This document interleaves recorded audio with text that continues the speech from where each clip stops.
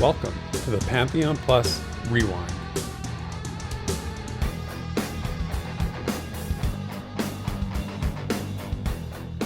What's up, everyone? Welcome to episode 68 of the Rewind. Every week, we strive to get you caught up on what's going on in the development of Pantheon, Rise of the Fallen, the upcoming MMORPG by Visionary Realms, and what people are talking about in the community. This week, we discuss the producer's letter VR release on August 19th. We have a discussion about quest design in Pantheon, and we finish up our story of Belyrus. So, settle in as me, Theric, and my perceptive co-host Desrin search the dungeon for loot. Thanks again, everyone, for joining us as always, and please enjoy this week's Rewind. Hey, Des. So last week I complained about not having something to play. I had to give my head a shake because I am reminded that we live in the golden age of gaming, and there really is no excuse for not having something to play. So I took it upon myself to go into my Steam library and find some gold. And lo and behold, I did. I found a game that I've had for a while. I bought it, haven't played it yet, called Solasta, Crown of the Magister. Have you heard of this one? Do you know this game? Yeah, I've heard of it. Have not played it though. Nice. Okay, yeah. So it's if you're not aware of this game, it's a turn-based RPG by a company called Tactical Adventures, and they actually got D&D licensing, and they use the 5.1 rule set. So it's a very like old school throwback sort of tactical RPG, party-based, and that's the thing about this game that I really like. It's hard to find games where you actually get to create the entire party of characters, and in this one, it's 4 characters. And it's one of those things that I kind of look for in games, and I don't see it a lot these days. It's one of the reasons, actually, Icewind Dale, if you're familiar with that series from back in the day. Mm-hmm. One of my favorite RPGs of all time, because that was very much the same thing. You created the entire party. And a lot of like RPGs these days, like Divinity Original Sin, the AAA stuff, they let you make your character, but then you meet like characters along the way, so you don't really get to create your own party. So yeah, anyway, I made my little party. I'm happily adventuring through the world of Solasta.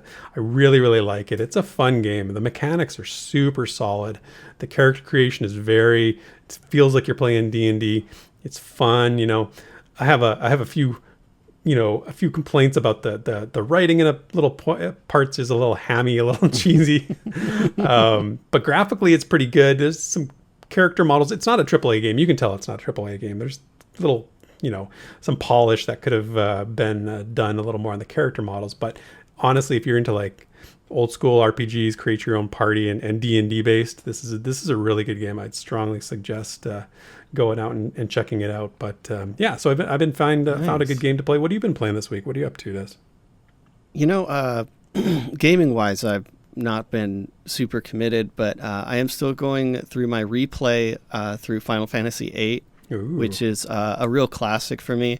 And in the same vein of being able to really kind of like control how your party is, I've found myself kind of really enjoying that kind of turn-based gaming, which is surprising me. But in the same vein, I like being able to change up my party and have them have different capabilities and stuff like that, or optimize it. But the turn-based combat is actually really shining for me right now, and I don't know why. Yeah, it's always been my go-to. Turn-based combat is. I'm just a slower thinker, I like time to, and I'm not afraid to say that. I like the time to plan out things. I don't like the fast decision making. When Pillars of Eternity, in Pillars of Eternity 2, when it first came out, was all sort of real time with pause. That's sort of become the trend. Instead of just pure action, it's real time with pause. And then they just did a pure turn-based mode, and it was like the best thing they could have done for that game. It's so much better as like a slow turn-based thing. So yeah, no, I'm glad to hear you're playing Final Fantasy VIII. That's cool. I've been playing some JRPGs on the Switch lately. I played Octopath Traveler not that long ago. I'm still actually playing it. Dragon Warrior 11. It's a really good game. Anyway, totally feeling that vibe. So good one. Yeah, tis the season, I guess. Tis the season, yeah. So next up, let's get our adventuring party called out. We got a bit of a bigger party. We got 8 people this week, so pretty big group, almost a raid. All of these folks donated during the last week's episode through the chat during the premiere, which you can do so as well. And if you choose to do so, we really appreciate it. So our party this week is Breakout on the Dwarf Shaman, who's a good friend of mine as well. Play on MMO RPG Classes 101 on Tuesday nights with Breakout. He's a great dude. We have Walking Waste on the Dwarf Cleric. We have Grace Lynn on the Gnome Summoner. Ziplocs on the Darkmere Rogue. Sparrow on the Elf Ranger. Bounty Code the Human Wizard. Rildren on the Halfling Rogue. And Brian Reck on the Gnome Summoner. So thank you so much to everyone, as always, every week for your support. We really, really appreciate it. And if you want, like I said, if you want to donate through the chat, we'll add you to the adventuring party for next week and see if we can keep that going. So, yeah, you ready to get down to business, Des? Oh, let's do it. This week in Visionary Realms News and Notes. Right, this is another big week for official VR news. So for VR news and notes, we got the August 2021 newsletter for this week, and it was jam-packed stuff to talk about. So it's that's what we're gonna do. Now we can't cover everything because we only have this is an hour show. We try to keep it at an hour. So if we did that, we'd probably be here for 3 hours. But we're gonna hit some highlights, and I would strongly recommend everybody go over to pantheonmmo.com to actually read the whole thing. But we're gonna definitely hit some highlights, and we can discuss these things here, Desrin. So we can't start anywhere but here, and I have to say, this is the Pantheon Plus Rewind, and Pantheon Plus was started by Minus, who they finally, they announced their new hire, and it's some dude named Tony. Now I don't know who Tony is as their associate content creator, but I do know he goes by Minus as well, so that's a little more familiar to me. But here at Pantheon Plus, we just wanted to offer a huge congratulations to Minus for landing that job with VR. I know, Desert, for us, it's been agonizing because we had to wait for them to officially announce it. Obviously now it's out there and everybody knows, and it's great. So I wanted to raise a glass and toast our friend and the founder of Pantheon Plus for his amazing new career there. And when I say nobody can do what he does to help VR create amazing content and make Pantheon a success, I mean it. The dude is like a Tasmanian devil when it comes to like creative energy, creative drive. he's sort of unstoppable. So I hope VR knows what they're in for with him. But this newsletter we're going to talk about is actually a perfect example of what he does. I mean, they said in it that he was behind that monk video that showcased the skills. He did the 4K video montage of Ko's dungeon run. They released that, which is amazing. And I mean, as a community, if this is what we can expect from VR going forward, I don't see how anyone cannot think hiring Minus wasn't a massive get for VR, because they struck gold, I think. So yeah, the proof is really in the pudding already. It's already awesome. Paying off for them for sure. So that's enough of my bias, and we'll stop there with that. Let's discuss some of the news items. First up, the updated roadmap to alpha. So this has become, I don't know if you agree with me here, Desert, but like their roadmap to alpha has become sort of the gravity upon which everything is sort of become getting sucked into now, because they introduced this in March, and now we've seen, I think this is the second update we've seen of this roadmap, and you can see progress. There's a lot that they talked about. One of the major things is class development, and it's one of the things that people are most interested in. Now, admittedly, it was a good news, bad news kind of situation. They even said it themselves. Yeah, monks are fully implemented. Ranged combat as well. But the pet classes, like Summoner and Ranger, Summoner more so. Obviously, Ranger has some pets they can beckon. Those are getting put on hold until they get their networking stack in place. Now, this is a trade-off. And I'm going to read the quote, because here's the good part of it. This is what they said about it. They said, we've now fully moved into our terrain streaming HDRP networking phase of development. All of the strides we've made in the development of our ability system and tools will now allow us to bring the cleric, paladin, and warrior online. You can expect to see some updates of those classes soon, including the order you can expect to see us complete them in. So, yeah, what do you think about that? I mean, I'll get your take on it here before I give you mine, but what's your read on this situation? Okay, those words are what I've been waiting for since they announced that they still had this to do, to get the networking specifically. I mean, the terrain streaming and HDRP are obviously important as well. I've been waiting for this, and I know I have interest in Summoner. I historically love Rangers. And I did admire their approach to saying, hey, let's get the most weird mechanic stuff out of the way so that we could like let that trickle into the other classes. Mm-hmm. But I think that would have been the best approach if it wasn't for these other major technologies that needed to get done and, you know, their limited staffing for that. So I am all for this kind of slight reprioritization. Also, I love Dire Lord, but I would love to see these more, you know, quote, basic, classes come to life in Pantheon, especially in an expedient fashion if most of the mechanics are there. I think this is just an overall good news for Pantheon. Some people are probably going to feel that in the gut that are, you know, Ranger, Summoner mains.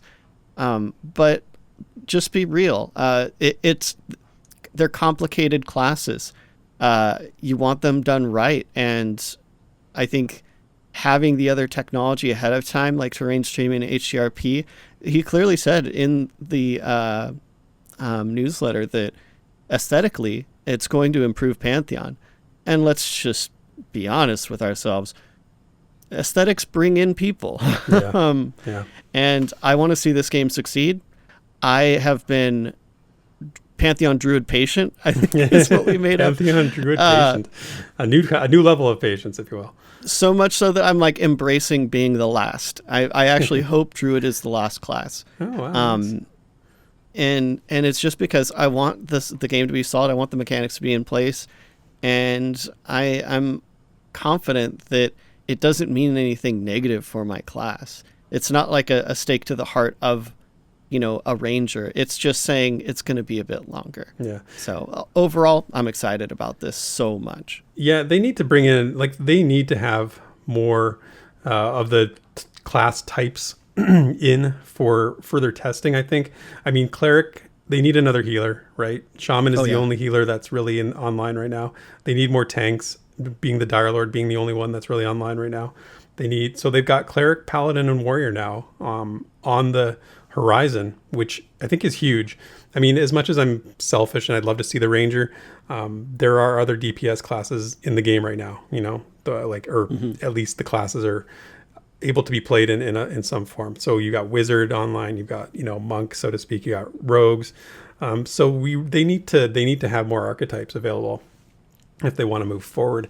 And my take on this is like, sometimes you have to strike when opportunity arises, right? I think they saw an opportunity here to get this done now, and they're taking it. You know, this is my belief. I have nothing. This is just my intuition, I guess. You know, but if Pantheon's at a place where they can now implement this, it saves us as a community from having to go through it later. So you either take it now or you take it later. Right now, they're on the cusp of having shown a co-stream.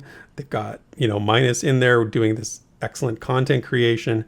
I think there's a lot of good things to keep us tighted, you know, keep us satiated for a while. Because when Ben Dean was interviewed by Nathan Napalm, who, by the way, if you don't know Nathan Napalm, you should check out his channel. Super awesome guy, super good channel, lots of Pantheon content there. He interviewed Ben Dean a few months back, and Ben Dean is the producer of the game, if you don't know. He talked about when they do this networking stack, it's going to be like sort of quiet. You know, they have to sort of go, they have to go lights out for a while and sort of do this. There's nothing else they can really do. Not nothing else, but nothing that we're going to see visually from a what can we show you kind of perspective while they do their networking stack work.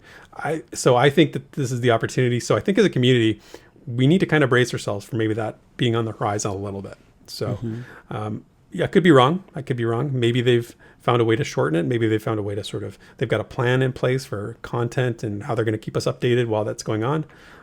So yeah, that's kind of my assessment. And again, it's just based on intuition. It's not based on anything else. So we'll see. Yeah. I did want to just point out one kind of potential parallel. Mm-hmm. And I don't know how many people in our community also follow the Star Citizen project, but one of actually, I would say by far the biggest hurdle of Star Citizen's development is the constant delay of its networking. It's not actually an MMO right now. And for a game that's been in development for 9 years, that's supposed to be an MMO, not being an MMO, and networking being by far the biggest pain point of playing the game in the first place. It is devastating that they are working on that now.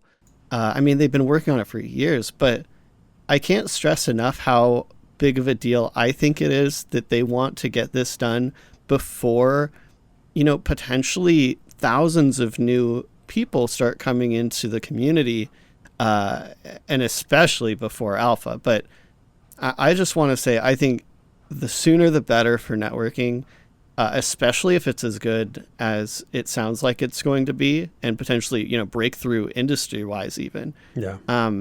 I want to make that slight comparison because let's just do it now. Let's get it out of the way. Some silence for a while would be fine with me, although I think they do have, I think Ben did say they have a plan for, something. It's just, Kyle and then we're probably going to be pretty heads down during that. Mm-hmm. Let's just get it over with. Like, we want Pantheon to be awesome and we want it to perform well when people start getting their hands on it. And I want that to happen sooner rather than later. Mm-hmm. Yep. I agree. It's time to do it when the opportunity strikes. Let's get her done. Kind of some cool things that they noted, just some smaller notes from this newsletter. They talked about some of the other items on the roadmap, and they were like the sort of features of the game. So like the guild system, the looking for group tool.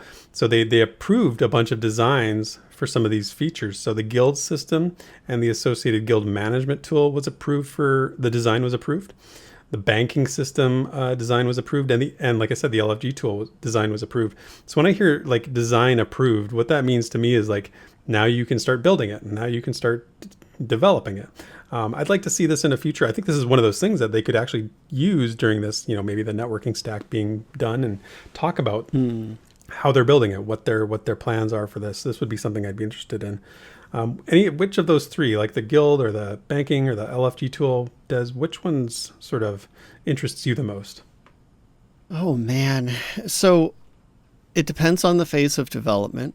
I know all of these things are meant to be before alpha, but as the game sessions are, well, they're just sessioned testing like moments, so a lot of the persisting things like guilds and banking, I think are okay to not really dig into for a bit maybe, but having some kind of LFG tool incorporated as testing sessions get more frequent and maybe even longer, I am very excited to see the first steps of the LFG tool. Even if it's just basic, I think it's actually going to be very helpful to testers. So I'm excited about that. Yeah, I agree too. I think we've discussed that. We had a big discussion about the importance of that for this kind of game, that they got to get that right. So yeah, that's cool. Let's see here. I did want to also kind of point out that with the AI stream, for example, how they kind of picked a topic and they just dwelled on that. And if you really think about it, that was like what we got for that month, as far as like the big deal, right? We're talking about the new AI and they got to show it and everything. Man, I really hope they just kind of keep doing that. Like the co-stream was awesome, but I found one of the main points of feedback was that it was like it didn't feel super focused, which I think is the point. I think it was just supposed to show like this is playing the game. Yeah, organic gameplay. Yeah, but I really hope that they start picking up these topics for one reason to kind of really dwell on a certain feature and distinctly show how it stands out, but also just like timeline wise, it kind of makes sense to focus on one thing even for, like per month. I know we'll have other stuff per month, but like the dev stream, if they can focus on a feature, I feel like it's more efficient on their development resources to kind of like have a demo of that's the thing for the month, and then next month it's a different thing, rather than trying to show multiple things every month. It kind of stretches out what they can show, and I really hope to see that, and plus it helps us be more in depth each time as well. So yeah, that's a good point. I mean, we did back last year sometime, we did a whole month of content all around the acclimation climates system in Pantheon, and it was kind of cool because like we made videos about different all on that one topic, and it was kind of like fun to just focus on doing a whole month on one thing. So I think there's some sense in that, and you can really say September is going to be our perception month, right? October will be the climbing month, where we talk about climbing and all different things. So yeah, I could see that. The last item I'll comment on here from the newsletter is they talked about some world building, and I'm always up for world building discussion. And they talked, we know that the Silent Plains were in the development process, not too long ago. They mentioned that. Now we get the following, and I'm going to read some of this. It says, several content passes are happening on all of our existing zones. We're currently working on Black Rose Keep, getting it ready for the next pre-alpha session. Yay. And Wild's End is the other world building focus. We've completed the full gray box development of Wild's End 2 weeks ago and incorporated it into our internal development client as an official zone. Expect to see some updates on Wild's End in the not so distant future. So man, I wished for this. I got my wish, dude. Do you remember? Yeah, you did. I said Wild's End. I was like, oh, I hope they show that pretty soon. So apparently that's what we're getting now, because it's been fully gray boxed. It's like an official zone. So halflings are partying on the rooftops right now, and having a good time. There's a lot going on. And Wild's End, I've said it before, there's just, from the lore, there's a lot there. There's a lot there to see and do, and areas and cool stuff. So it's no small task that they're working on it. And, for all the pre-alpha testers out there, it sounds like Black Rose Keep is going to be somewhere that is in the not so distant future, as they say. So if you are VIP, or you're thinking about upgrading to VIP, might be a good time to do it. They've shown Black Rose Keep in the past, and it's an awesome place. I do sometimes those exploring videos, like discovering type places, and the one at Black Rose Keep, I know that was Minus's. He always commented how he liked that one a lot, and it's there's a reason, because it's really a throwback zone. So yeah, it's cool. Yeah, cool. And stuff. if I remember the last teaser they did, it's going to be way expanded. Yeah, I mean they expanded Halnir's, obviously a lot. Yeah. So if they do a similar thing to Black Rose, it's going to be really exciting. Even for people that have played in Black Rose Keep before in the past. Like I said, Halnir's Cave is a bit of a meme at this point. Yeah. Black Rose Keep, also a bit of a meme. Yeah. But it's going to be different. It's going to be better. And that's really cool. Yeah, go back and watch that video of Black Rose when they showed it the last time they showed it, where it's just one player, like one of the devs, running around it. It's it's going to be good, man. It's going to be good. Really big, lots of climbing, looks like. So who knows? So that's just a few items from the newsletter, and like I said, you go read it. It's definitely worthwhile. If you're listening to this, what stood out for you the most from the newsletter? What was your takeaway? I'd love to know. We'd love to know what your thoughts are on this. If you're here for the YouTube premiere, just leave a comment. If you're listening via download, you can hit us up on our Discord. Let us know what you think of it. So yeah, I'm interested. And I didn't want to finish there. There's one more thing I wanted to talk about, because this section is called VR News and Notes. So we've hit the news, but there are a few notes. I sort of love when I find developer responses to things in sort of nooks and crannies of the internet sort of thing. Mm-hmm. So if you went through the comments from the co-stream on YouTube, you actually saw Chris Rowan, who is the CEO of Visionary Realms, so the boss, responded to a few comments, which I love to see that, because he's not afraid to get in there and sort of clear up people's misconceptions and set people right with some stuff, and not in a bad way, just sort of to clear things up. And there was a comment here, and this is from somebody who I'll call them a frequent pessimist, to say the least. Yeah. I don't know if you know this guy or not, but they love. I've seen. Yeah, they love to basically they're not drinking the Kool-Aid, as it were. So anyway, their question with regard to the co-stream was this. They said no character creator. That was their first complaint. Then they said the combat is exceptionally slow. And then they said, well, the spell effects look good, which is great to actually hear a positive thing in there. Then they said way too dark. And they said combat animations are last decade, and the UI is still grayscale. So they have a lot of issues.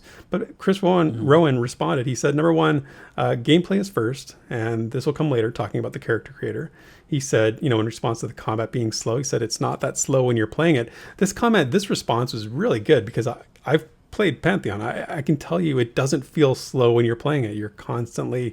It feels mentally like you're making decisions very quickly.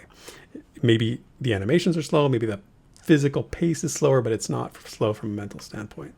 The third one, spell effects look good. He said thanks, so that's good. Then number 4, way too dark. Chris said, it was a dungeon. And number 5, combat animations are last decade. Chris said, it's pre-alpha. This is going to be refined later on development. And with regard to the UI still being in grayscale, he said, as it should be at this stage. The elements haven't been finalized, so doing a design pass would be wasted work when things get moved around. So, again, good responses. Not afraid to take on some of the negative folks out there. Another person said, I really like this game and look forward to it, but as I comment on every Pantheon video I watch, the art direction is really generic and ugly. And I hope we get some development on that area too. And same kind of thing, Chris said, it's still a prototype, lots of stuff in gray box for position and function only. It'll get significant design attention when the time is right, but there's other priorities right now. And probably more importantly, we wouldn't want to invest in a design pass right now. It'd be a waste because not all the elements are finalized yet. And then last but not least, somebody also followed up on the UI issue, their UI concerns, I guess. And Basgrim actually did a good job, as he always does, with his information. Said, its UI is placeholder until they get a UI or a developer in there to work on the UI.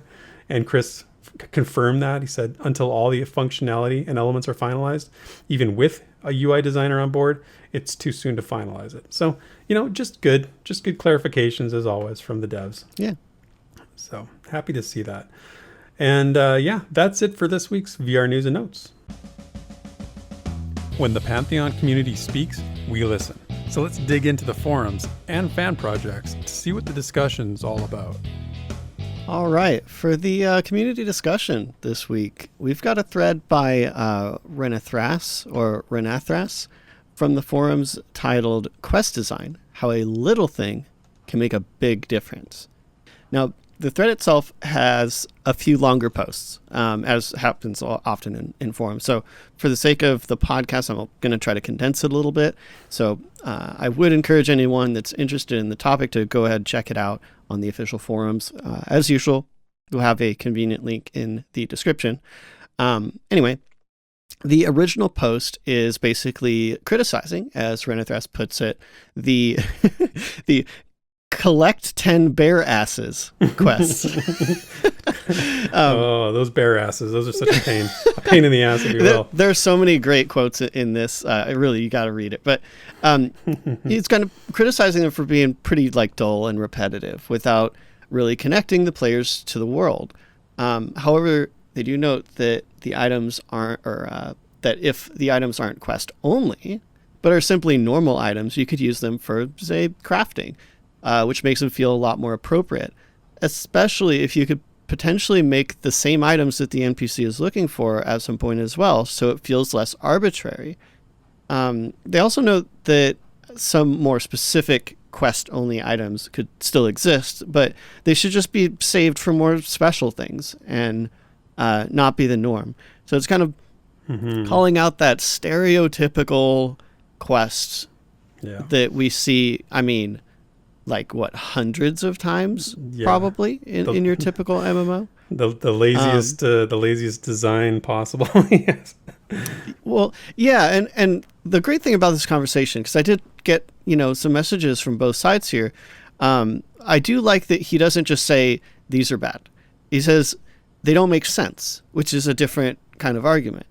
And I like kind of where this is going. So I'm going to dig straight into the responses here and maybe have us really tussle at the end. But we have Manuk here. Adds a few things. Again, I will be paraphrasing this, but they say that doing something like this could help with what they call mudflation, which is bringing the economy of trash loot to the table, which I think is another good point to kind of bring into the picture.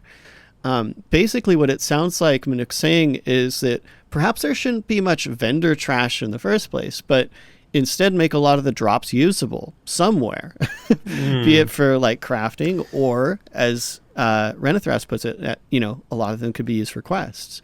They've got a lot of really interesting examples, like weapons that could be sharpened, which I thought was kind of nice, or having like local area vendors buy local things nearby and then resell them as kind of a hub for resources in a region. Anyway, Manuk has a lot of really fun ideas. Definitely check them out. So just to get on the other side of this real quick, we do have a few responses that are actually against this. People that actually like these kinds of basic quests. So let me dig into that. We've got Dorothea. They say they essentially disagree with the criticisms of quests like this, and that they do add interest to pure grinding and make the world feel alive. They just need to be put in the right places and have better phrasing that fits better with what's going on and makes more sense. I don't understand that. That's to me that seems so like opposite of exactly what's true in this case. To me, like they're very nondescript. It's not about them not making sense. It's just that they don't mean anything. They're just useless, like pointless. I mean, they're for XP, they're for getting experience, these types of quests, and that's why people do them. Nobody really is invested in 10 wolf pelts, and even if they were useful, like as a crafter, I don't know. I have so many things, like getting rid of vendor trash. Like I don't really understand that either, because you kind of need some vendor trash just to have some spare change in your pocket. I don't know, man. Okay, keep going, because I need to learn more about this. I'm a little confused. Well, we've got our final kind of other side of the fence, and that's Kittik. They just kind of simply say, I disagree. I love those quests, and they're a staple of the RPG genre and should remain so. So they basically just say, if you don't want to do a quest collecting bear hides, don't do it. So I do want to point out for Dorothea's piece that they do kind of fall on, they just need to be put in the right places and have better phrasing. And while I think I'm with you, I'm going to say I'm totally with you on this, Eric. I am so tired of these. Like I would be totally okay to actually like nix the generic collect X amount of X for arbitrary reason. Like sometimes it feels like we just do things because it's just the way it is. Like there's no real why are we doing this? Is it because we don't have any other way for players to get experience, or because we want players not to have to I don't, and because we don't want to write. Well, yeah, it seems like busy work to us, right? Very much so. It's just busy work. But I notice on both sides of this, it does seem to be that there's a desire to have quests make sense, even if they're not particularly mechanically interesting. You're not going and rescuing someone or whatever, which I'm all for. If there are quests that are mechanically simple, like I need you to collect some of these, if they at least make sense, and I'm pretty sure this was also pointed out in the thread, I just didn't clip it here, where someone pointed out like, hey, like maybe instead of, collect 20 sticks, for a staff, wait, but that doesn't make a lot of sense because why do you need, 20 sticks for a staff? Like you probably just need like one good one, right? And so it should be more difficult to just find a good one, if anything. Still nothing crazy, but at least it makes a little bit more sense. I guess. That's been done. Like people, I think there's been so many games have tried to make this, feel better than it is, when all it is just the same thing over and over again. It's just collect 10 of this for some crazy reason that really doesn't have any impact on anybody or anything.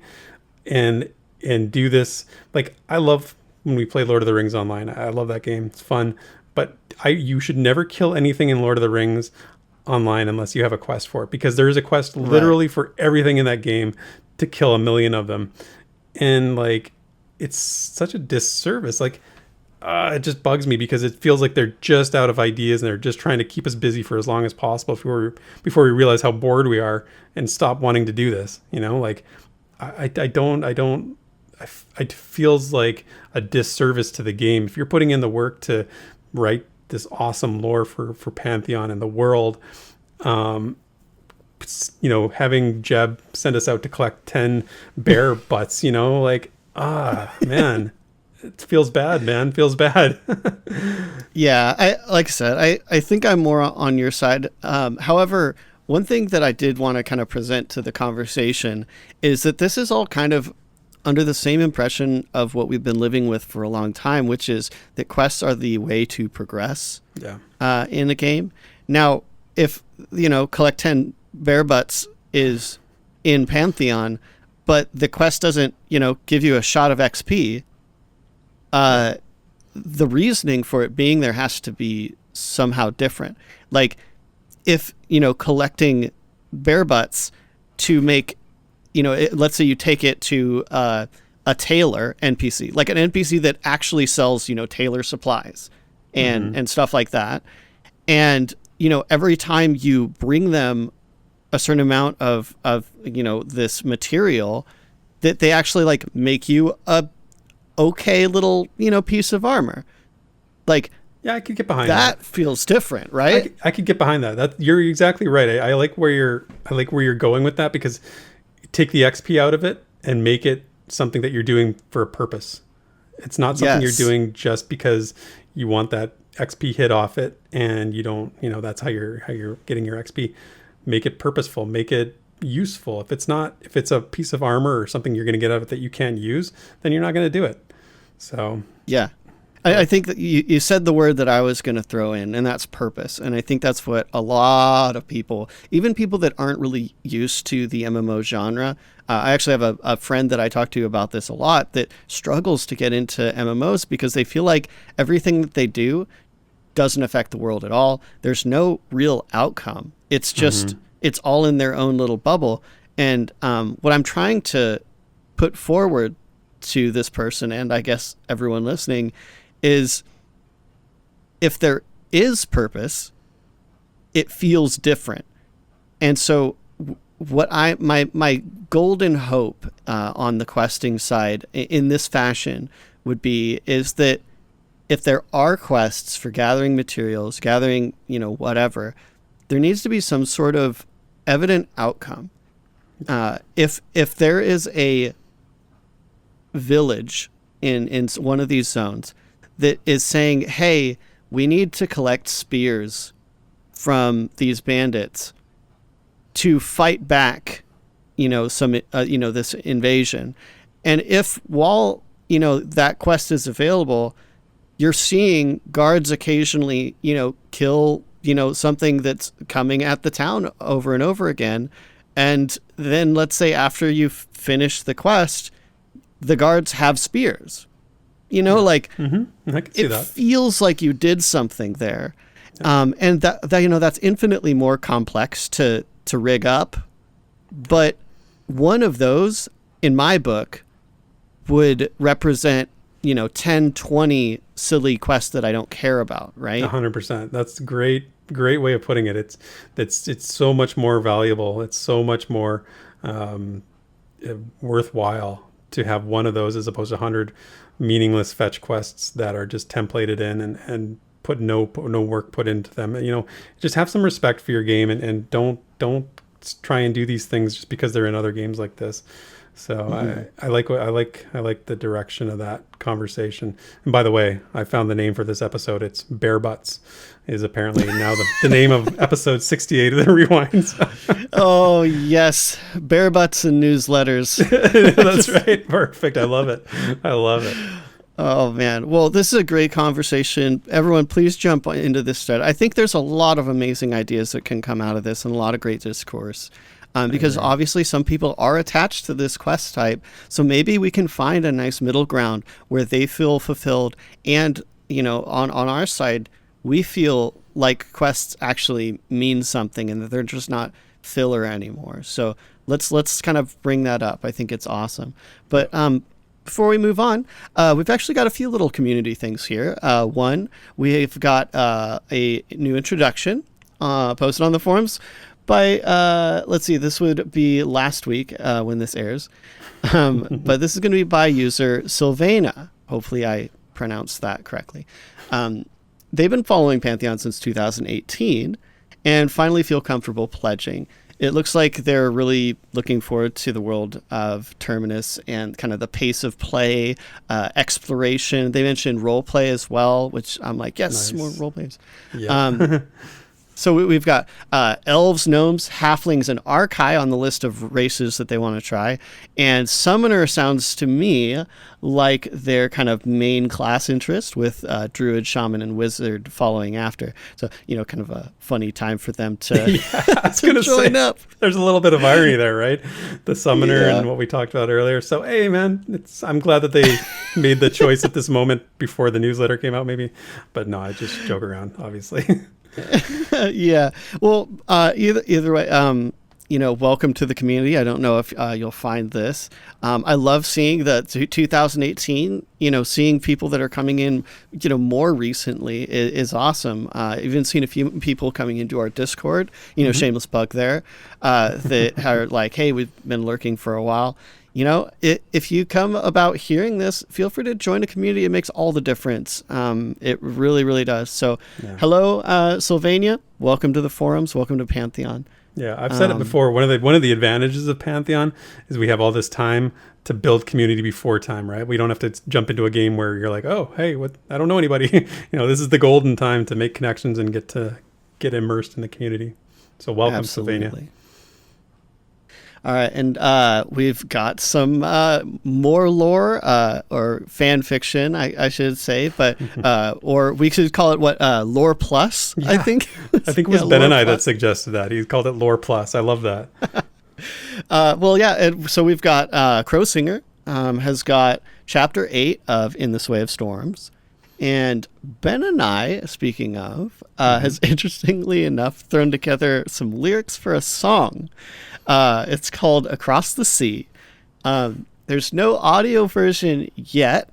Hold on. I am trying to peer pressure, though. What? No audio version? Desmond, we talked about this during the week.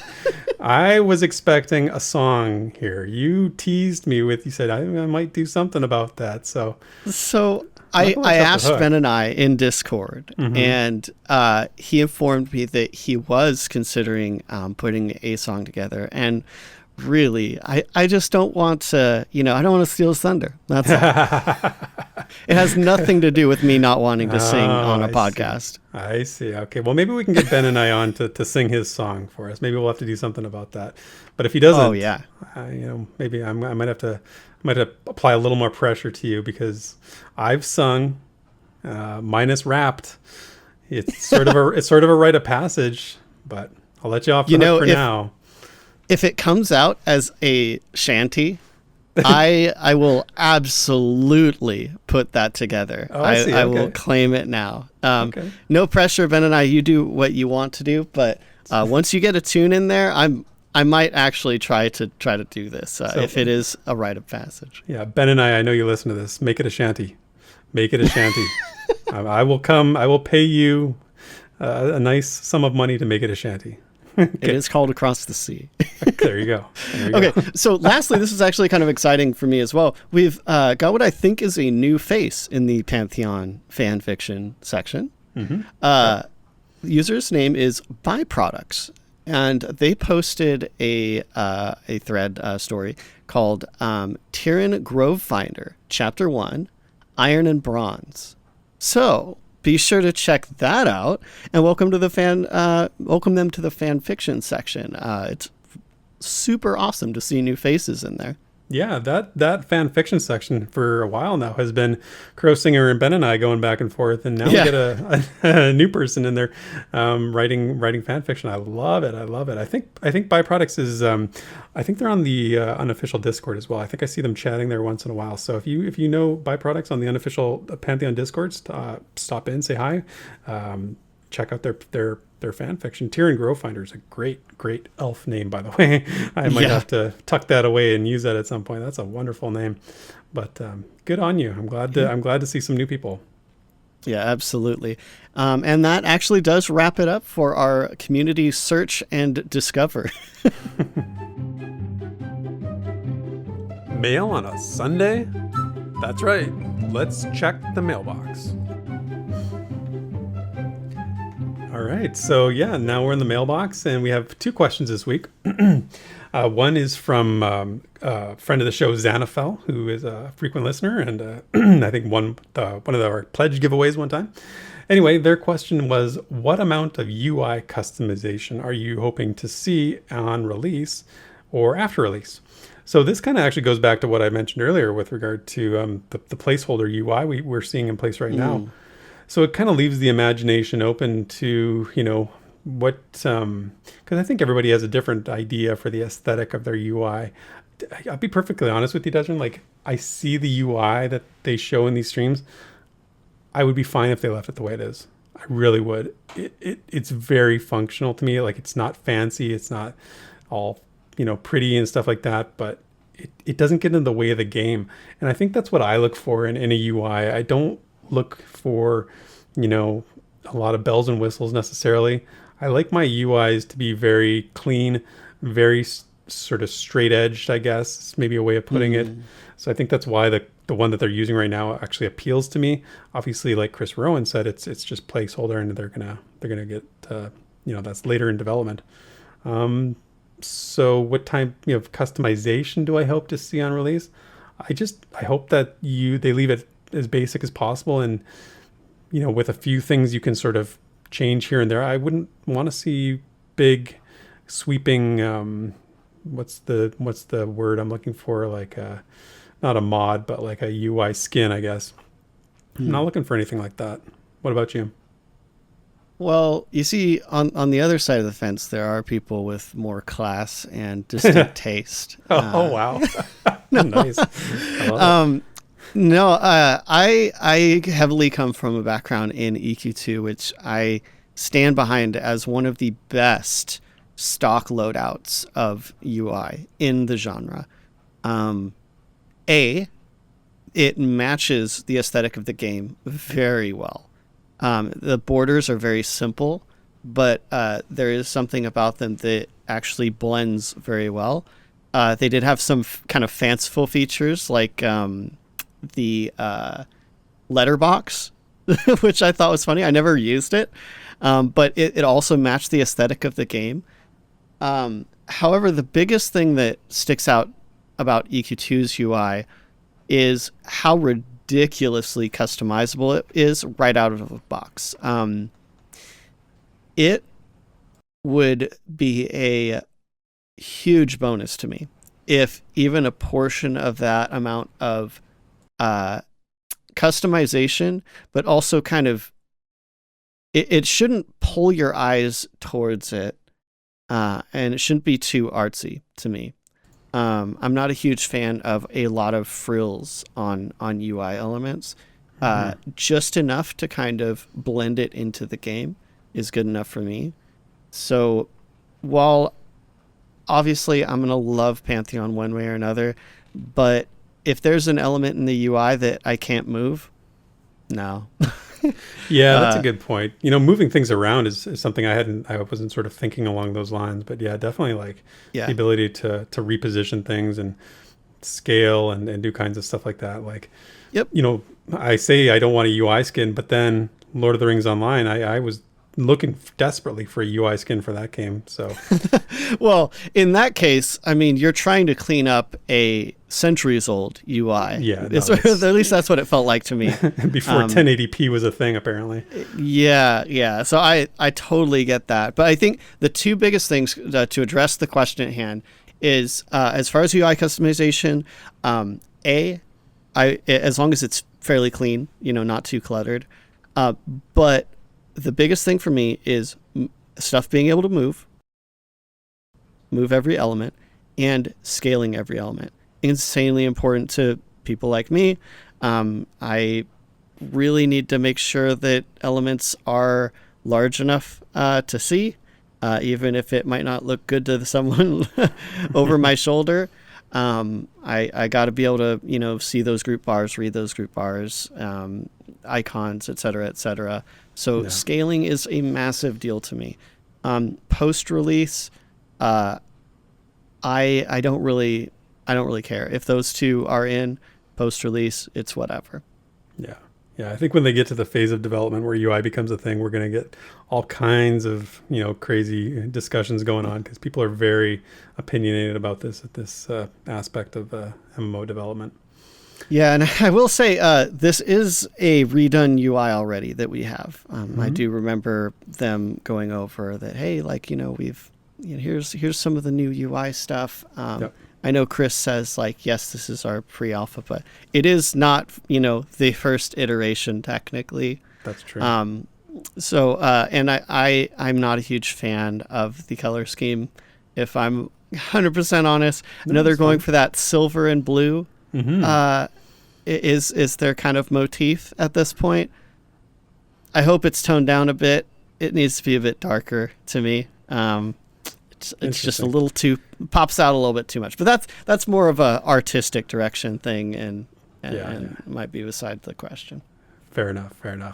And then our last question in the mailbox comes from Crypt Fox, our friend and fellow streamer as well. If you want to see him play on Twitch, he has a Twitch channel that he plays lots of games almost every day. His question talks about the core game is lore, classes, and the world, of course. But, what things are going to be added for just aesthetics? He thinks something that will really bring a touch of enjoyment would be a wide array of emotes. So, class-specific emotes, standard ones, some that are rare or legendary. Like, what if emotes were like a drop? I think that might cause Pantheon's community to be like, go ballistic, right? The nuclear option. They did something like that.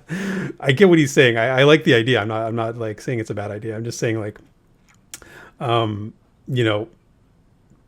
using, emotes are fun. I love a good emote, right? Like, whether it's, sleeping on the ground or smoking a pipe or doing some sort of stupid, fun thing. We were playing Star Wars, The Old Republic the other night for Classes 101. And I have one of my skills as a gunslinger is I can make everybody in the group dance. Like I just make them do this weird celebration dance. Oh no. It's super strange. It's super weird. And it's kind of fun though. I kind of enjoy, being able to control other people's behavior and their movements for 5 seconds. But I like it. I think it's cool. I think if they can add this for flair, for a fun piece to the game, I'm down with it. Oh man, Theric. Let me preface with saying any words from here on out of my mouth are not a representation of Pantheon Plus, Theric, or anyone on the team. I'm excited now. But let's talk about cash shops real quick. I am incredibly in favor of having a basic emote set and having emotes, within reason,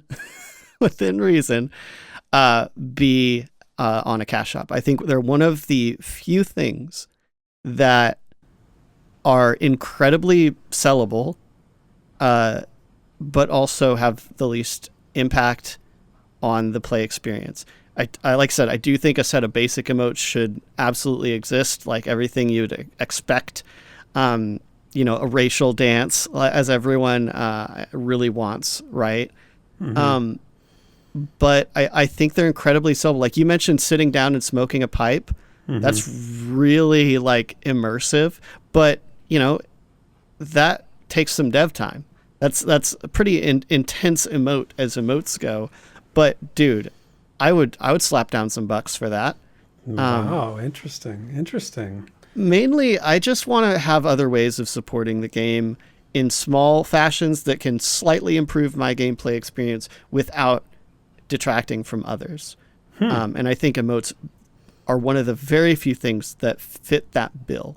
So it's funny, you think about, we've talked about cash shops a million times, but emotes on the cash shop is something that I can't say that I've actually considered, too much. I mean, I hate cash shops, but I have admitted that they need to find a way to if there's a way to make them work that has no impact on the world, I'm willing to listen. Yeah, that idea isn't terrible. It doesn't make me recoil in horror. So I'm willing to entertain it. I think you might be right that people will pay for that kind of thing. It's not an item in the world. It has no tangible existence in the world. And my sort of mantra has been,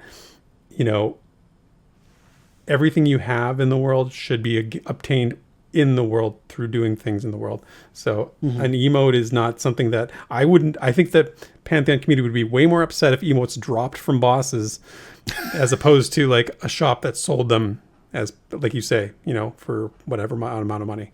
Would you agree with that? Would you say they'd be way more upset if it was like something that dropped off a boss? I think mentioning cash shops is a pretty triggering thing in the first place. So true, I couldn't judge whether they'd be more upset if they dropped off of a boss, but I think it would be less immersive, I think, to get that kind of a thing from a boss. Whereas if it's a cash shop, you're going outside of game, but then everything after that is exclusively, used in game. You're not camping something for an emote slot. Yeah. As you're not spending gameplay on this aesthetic kind of a thing. So in that sense, I don't think I like them from a drop. I'd literally rather, pay for them, support the game, etc. On another note, because I just realized that I might be a bit hypocritical here. Again, in EQ2, sorry to keep bringing that up, but a lot of classes had aesthetic abilities. I specifically, you mentioned the whole making everyone dance thing, and it actually made me think of a ability that druids, maybe just wardens, but it definitely druids, ended up getting. It was totally optional. I think there was actually some sort of requirement to getting it. And I can't remember the level, maybe it was like 40 or something, but you could get it from like a trainer, and it was an aesthetic spell. Literally didn't do anything, damage or healing or anything like that. But it just like dropped rocks on top of a friendly's head. And the best thing is, or quote, the best thing is it made their screen shake. So really? I had so much fun with my sleepy tanks that were going through a dungeon to unexpectedly drop a bunch of rocks on their head and make their screen kind of shake for a second, just to kind of wake them up a little bit, right? But also one of my favorite spell effects of any game, so simple, but the Warden leaves that they ended up getting. I think this is one of the first things they ended up getting, but it's just kind of green and brown leaves that just really lightly swirl around your feet. It's another aesthetic spell. It's kind of like a until canceled buff. Right. I love that. And I would camp a boss for that. Right. So maybe I'm a little hypocritical here, but I do hope that they have aesthetic things like that in the game, because I think it adds to that class identity. Like I said, it was Warden only for the leaves, and it fit the aesthetic of my character. In fact, most of the aesthetic of my character was kind of built around that. And I feel like my character really embodied what I felt the Warden was, with my attire, my weapon, and, the spell effect. So I do hope for stuff like that, actually. Yeah, no, it's good. It's interesting discussion. I'm curious as to what people might think about this, like, so leave a comment, pop in the Discord and let us know, like, what do you think about like emotes as a sort of quote unquote cosmetic, but like as something that either exists in the world, that you obtain in the world, or in a cash shop, what are your thoughts on that? Because I think this is sort of an interesting conversation. So yeah, we'll wrap up the mailbox there with that one. Sit back and relax. It's time for the lore you know. Okay, I know most of you are listening, are expecting me to gush over the new lore we got this week in the newsletter. And we did. And I promise you I will, because it was an awesome tale. And it actually involves Belyrus, who we've spent the last several weeks learning about. So I'm a completionist. I cannot leave her tale unfinished. So we do have to complete the story this week. But I promise, next week, when we dive into the lore we're going to be taking on that story we heard about. The Bait is the title of it. Part 1. Anyway, let's finish off Belyrus, the final chapter of Belyrus. Yet quiet resumes when her feet approach the hallowed titan that is the Edahane Citadel. Even the youth fall away in reverential silence as Belyrus' silhouette is swallowed by this sleek and dark-limbed monolith. She sings one last verse to them, a kiss upon their faces, and never slows her gait. Inside the citadel, she glides through the pristine halls, the spell prisms floating at her side like obedient sirens, heavy from knowledge and scarred from their journey. The flat crystal in her white gown glint from the flame-filled prisms that light the citadel corridors. The edges of Belyrus' frame shift so little it seems as if she is floating above the floor. Before an Edahane council of monks, wizards, and more, she will present the masteries she has acquired over the year. She will advise them on their use, warn them of their power, and recommend what be taught and what be kept at a safe distance. From there, she'll spend the rest of her visit overseeing the future Edahane pupils, a time filled with work, yet imperceptible from a holiday. At night, she still sings to the wounded hearts, the softly lit bodies of Archite children sleeping around her in rings. Yet on these nights her voice never trails, and the new dawn is ushered in with melody and peace. She is the mother mage, yet is ever she a sibling. In keeping with her monastic kin, Belyrus is still ignorant as to who her parents were. It's a testimony to her submission to the Edahane order, for surely in some corner of their storehouses of knowledge the answer could be found. Yet she never looked, never dared to search the text of prism or page, nor has requested permission to do so. For Belyrus is a disciple of the heart as much as of the mind. The precepts of the Edahane brush away such thoughts like leaves in a storm. When Belyrus has finished exhausting herself of wisdoms, practices, and perils, she's permitted to ask the Edahane Council if her replacement has been found. That she may be free to live as she pleases. For over 40 years, the answer has been no. And thus she returns to the unknown for another year, fading into the mist, crossing the black sand sea, dwelling in the archite consciousness, like a thing not remembered, yet not altogether forgotten. And that's the lore you know. And that brings us to the end of episode 68. I want to thank you as always, Des, for another great show. And I do need to tell everyone who listens to this show what an amazing job you've done with the audio production of this show on your end. It took us a while. It didn't take us that long, actually, to get to the audio quality we wanted for the show. I know you and I went back and forth saying, oh, this was good and we need to fix this and that. But I think like 3 shows in, we really got it up to where we want it to be, right? And your audio engineering skills are on point, man. So I just wanted to say thanks for that. Oh yeah, man. It's definitely a hobby. So really happy to bring it in. Yeah, right on.